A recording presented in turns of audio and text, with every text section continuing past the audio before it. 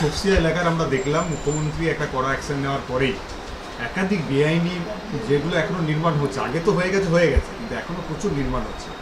অগ্নিদগ্ধ হওয়া বিল্ডিংটির উল্টো দিকেই 25 নম্বর জিজে খান রোড, সেখানে কনস্ট্রাকশন চলছে, কনস্ট্রাকশন করছেন কাউন্সিলরের অনুগামী প্রমোটার। সেখান থেকে কিছুটা দূরে একটা স্কুল ছিল, সেই স্কুলটাকে তুলে দিয়ে সেখানে কনস্ট্রাকশন চলছে। এগুলো আন্ডার কনস্ট্রাকশনের মধ্যেই আছে। আর এগুলো সবই কাউন্সিলরের অনুগামী প্রমোটার নয়, অনুগামীকে সামনে রেখে বকলমে কাউন্সিলরই কনস্ট্রাকশন করছে। এখানে সবকটা কাউন্সিলর আগে ছিল সিন্ডিকেটের মাথায়, এখন হচ্ছে প্রমোটার। সিন্ডিকেটের পয়সায় আর ওদের পেট ভরবে না।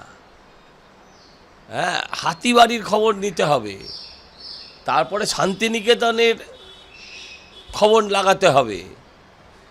এরকম অজস্র বাড়ি। আর তপসিয়া অন্যভাবে নেবেন না, এই তপসিয়া রাজাবাজার এইসব অঞ্চলে আইনি বাড়ি আপনি খুঁজেই পাবেন না। আপনাকে বলছি, তারপর ওই যে বাড়িটার নামটা কি বলুন, আমাদের যেখানে ওই 2000 ভোটার আর 2 লক্ষ, হ্যাঁ, গুলশান কলোনির 95%, 80%, 95-90% বাড়ি হচ্ছে বেআইনি। সব বাড়ি বেআইনি, পুরোটাই বেআইনি। হ্যাঁ, এই যে পুরো ব্যবস্থা, হ্যাঁ, মানে ওটাকে পুরো ভেঙে গুড়িয়ে দেওয়া উচিত গুলশান কলোনিকে একদম।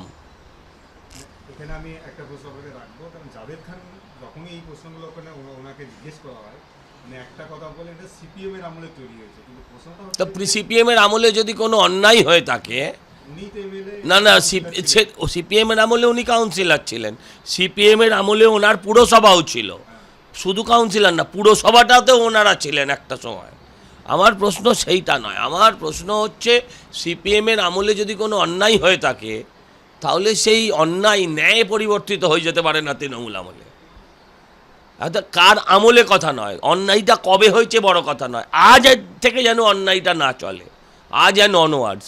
সেটা ওদের সময় ওরা করেনি। খান ব্রাদার্সরাই সব কিছু করেছে ওখানে, জাভেদ খান যাই বলুন, খান ব্রাদার্সদের বাইরে ওনার যাওয়ার ক্ষমতাও নেই, উনি যেতেও চান না। আজকে সেই জায়গাটা থেকে প্রকৃত ধর্মনিরপেক্ষ একটা সরকার এসছে, তারা তাদের কাজ করছে।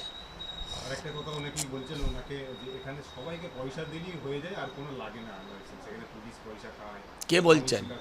স্থানীয় মানুষরা কিন্তু প্রমোটারদের একটা অংশ। ঠিকই তো বলছে, সেটা পরশু অবধি ছিল, এখন আর সবাই খায় হবে না।